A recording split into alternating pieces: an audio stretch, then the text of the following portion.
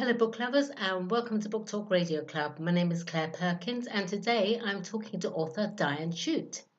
Diane writes historical fiction, and her two books, After Midnight and Midnight Crossing, are set in the 1830s, both in England and France. Hi, Diane. First of all, welcome and thank you for coming on Book Talk Radio Club.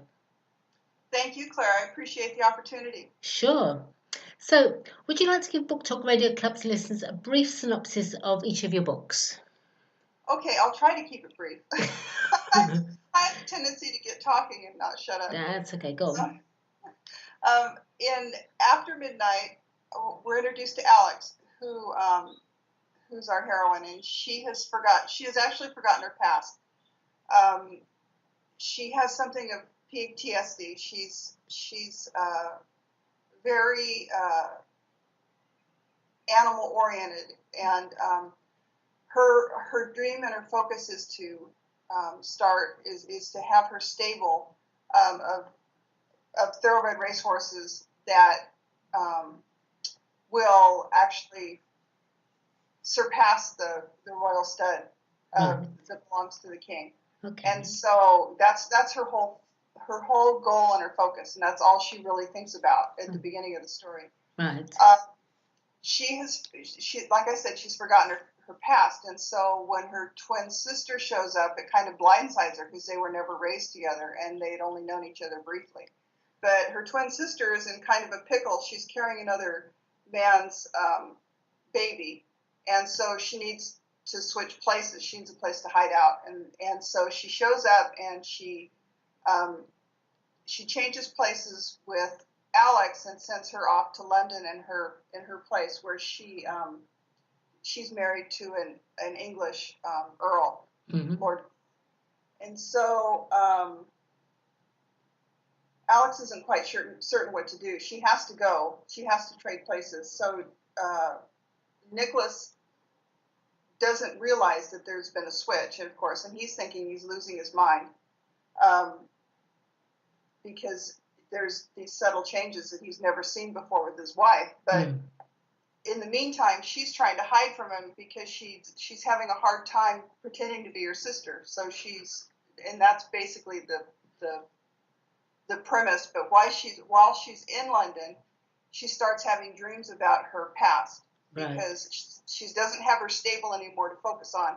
All she's doing is kind of hiding out, and all of a sudden she starts having these dreams. She's got too much time to think. Yeah, and so she starts remembering the day before she came to England when she was living in France and the day her father was murdered. Right. And her uncle Quentin had actually saved her life that day, and he took her to England, which is why she was there to live with her mom, and that was the only time she ever had even met Lily when she was a girl. Right. And so while Nicholas is trying to figure out what's going on with Alex and what happened to Lily, she gets away, and that's actually the end of the first book. But the second book opens, Midnight Crossing, is a sequel. Right. Quentin has gone back to France, and he's secured a pardon from the king so that they no longer have to live in exile in England. So he goes back to get Alex, and he knows Nicholas from his previous employment, and so he takes Nicholas. He realizes there's something there because of everything that happened in book one. So he takes Nicholas up to the stable to meet Alex and to see the horses. Midnight Star, which is actually where the title came from, Midnight After Midnight and Midnight Crossing. His horse, Midnight Star, was actually bred up there. And so Nicholas was happy to go, and Alex returns to London with him. But Lily finds out that Alex is seeing her husband, and she has a new lover who is a count from France, and he's been looking for Alex. So she enlists his help to get some revenge, but she has no idea that he has other reasons for wanting to find Alex, and he doesn't want her with Nicholas either. And so uh, that's actually he kidnaps her and takes her back to France. So The, yeah. Both the books are set in the 1830s in England and France, as you were saying. Yeah. So why Yeah. this particular time period, and why these two countries? What's the fascination there? Well, the fascination was Europe at that time. There was such turmoil with the Industrial Revolution. There was a lot of societal changes in both England and France. There were new kings. There was a turnover. King George, who actually was king during the Revolution, everybody knows that he went mad, and then there was a regency with his son. And so George IV actually ruled England for quite a period of time, first as regent and then as king. And then he passed away, and King William was his younger brother, but he was 64, 65 when he took over the throne. And he had actually been in America during the Revolution, and he was stationed in New York. Actually, he was in the Navy, and so he was exposed to a lot of the revolutionary ideas. So he did in the short time that he was king, he actually did a lot of reforms in the Parliament, right, and the electoral processes and stuff, and the same kind of thing happened in France, and that's what I found intriguing is during Napoleon's exile. The King of France in 1830, he was in the United States. His brothers were exiled, so he was touring the United States, and he also brought back to France when he became king a lot of political reform. Right. And he was known as the Citizen King, Philippe Louis, and he got rid of a lot of the pomp and circumstance. So I mean, there were just all these changes to the challenges to the norms, and right. and it's kind of jumping to the next question, but my inspiration for Nicholas actually was I've been watching a documentary on the men returning from World War II, right. and how it started, like the motorcycle gangs, Hell's Angels and stuff along the West Coast here in California. And so there was that same kind of turmoil where people are coming back from war, the men are coming back, trying to remake and reestablish their places, and that's why I chose that time period. So tell me about the two main characters, Alex and Lord Nicholas Griffin. What kind of people are they? I mean, there's Alex, she's swapped places with her sister. What's that about? Well, Alex is a very artistic person. She even though she's forgotten her past, she still paints and she rides. And she didn't really remember until she was living in her sister's place that her family raised horses in France, and so she grew up that way. That was all inherent to her, and that's why horses were her passion, and she never really thought any different about it. But she's the kind of person that she lives in the moment. She sees, like, when I write from point of view of the characters, so kind of getting into Alex's skin, she sees the colors. She sees the colors of the sky, the colors of the flowers, the colors of the trees. She hears the birds. She hears music in her head when she's writing. So she likes to recite Shakespeare, and actually that's connected in Midnight Crossing. She remembers that she had a friend as a child, and they used to read Shakespeare and other plays together because they were children, right? So they were doing it for school, and that's where she became fond of acting. Well, and of course it came into a lot of help when she's acting like her sister. Yeah, I would say so. And what about Lord Nicholas Griffin? What kind of a man is he? Nicholas, he's more of a pragmatic fellow. He has an agenda for his life. His failing is that he doesn't see people for who they are. He sees them for what he thinks they're what he sees. Right. So he just takes them at face value. And he's grown up in an affluent family. He just kind of delegates. He's used to delegating all the details, and he just expects things to happen the way that they're supposed to happen.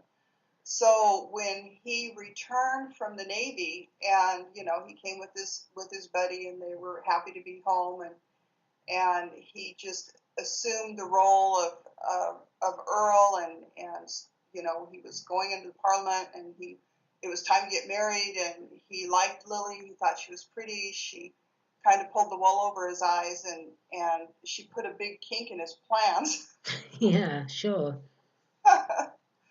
But yeah, and it kind of tripped him up. So, but he, he's generally a nice guy and believes the best in everybody. He just doesn't, he just wasn't expecting what he got, and then he found out that all of his friends were laughing behind his back, and it kind of pulled the rug out from underneath his feet in the first two books. Diane, is there a particular author or a book that inspired you to write in historical fiction? Oh my gosh, all of them. I grew up. Can you be more specific? I grew up on the classics. Steinbeck. John Steinbeck was born and raised in Salinas, and he's got a big statue in front of the library where I used to go as a kid. And he only wrote one historical book, and that was Cup of Gold. But everything else was a little bit more contemporary. But you're drawn to write. You're just drawn to write historical fiction. Well, yeah, and I've read. Oh gosh, starting with clear back with Black Beauty, National Velvet. Anything with horses when I was a kid, and most of it was historical. So then, and then getting into classics and stuff into high school, historical fiction has just always been my thing. I noticed that a number of your readers have said they become vested in the characters. I mean, that's the sign of a good writer. Do you feel that they're telling their stories as you write your books? In other words, are your characters becoming like real people to you now? First of all, that's very kind of you to say. I've had people tell me that before, that they really do seem real. My own sister told me that she had a hard time reading my book because she was getting so worried about Alex that it was couldn't sleep. But yeah, actually, I write from deep point of view, so they do seem real. They kind of take over the page when I'm writing. Sometimes the scenes don't go as I think they're going to go when I start out.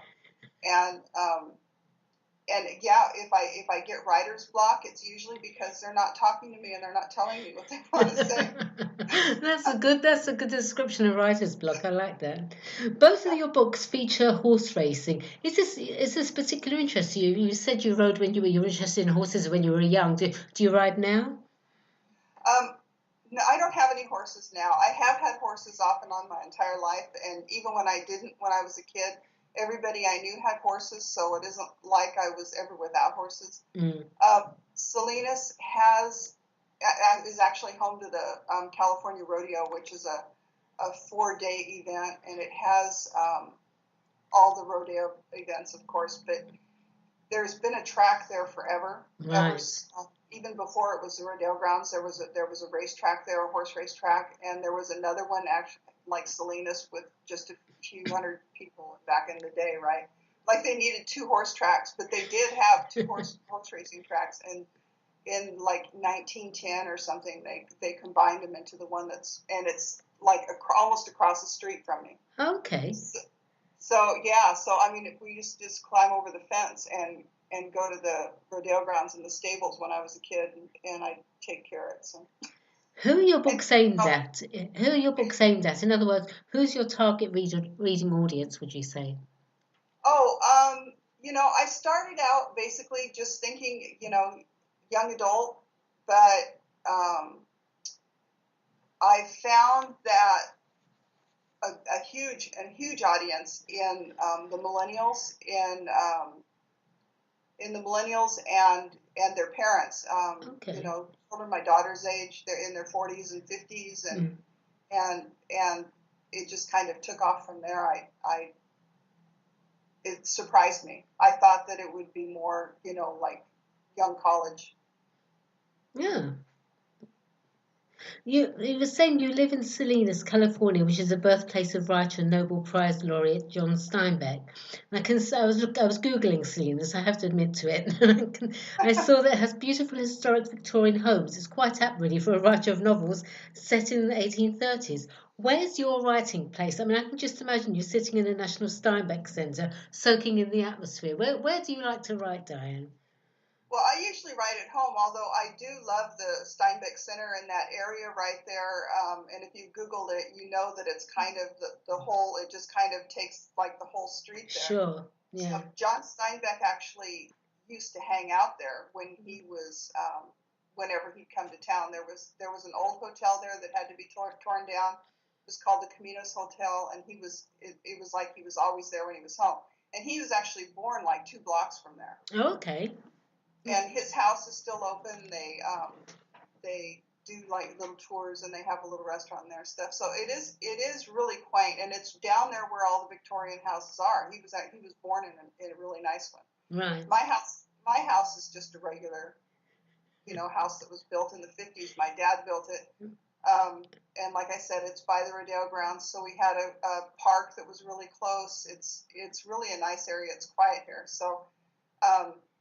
I have a couple of dogs and I have a couple of cats, and we just kind of pile together. They don't like me to sit at my desk to write, even though I have a desk, because they can't sit in the chair with me. So generally I'm on the couch, and I have a view of the Gavilan Mountains and lovely. Yeah, and nice trees and stuff. So this is usually where I write. As I said earlier, you've written and published 2 books, After Midnight and Midnight Crossing. Will there be more in the series featuring Alex and Lord Nicholas Griffin, or will you be writing in another genre? Well, I'm working on the 3rd book right now. Okay. So this will be the conclusion of what's called the Midnight Trilogy. Mm-hmm. And of course, Midnight Star is going to be in this one again, as well as the little dog Snap and Alex, and the same cast of characters. Then where I'm going to go from there, I'm not sure. I've kind of had an idea to write her father's story before he was murdered, Right. And I'm not sure if I'm just going to do some vignettes and put those on my website. I'm not sure. I know whatever I write will be historical fiction, just because it's got to have horses in it, because I'm a nut. So where can Book Talk Radio Club listeners purchase your books? They're available online anywhere that sells books. If you go to like Amazon or Kobo, Mm-hmm. Barnes and Noble, you can order them. I've noticed that not all sites have the electronic version. Mm-hmm. If somebody wants a hard copy, probably the best place to go would be to the She Writes Press, the publishing website, Right. Because they can get them at a discount there. Fair enough. They'll sell them at cost, so it's not the $17 or $18 that they want on other sites. It's more like 10 or 11, I think. All right, lovely. Thank you, Diane. That was great, and thank you for your time, and thank you everyone for listening to Book Talk Radio Club. Thanks, Diane. Thank you very much, Claire. My pleasure.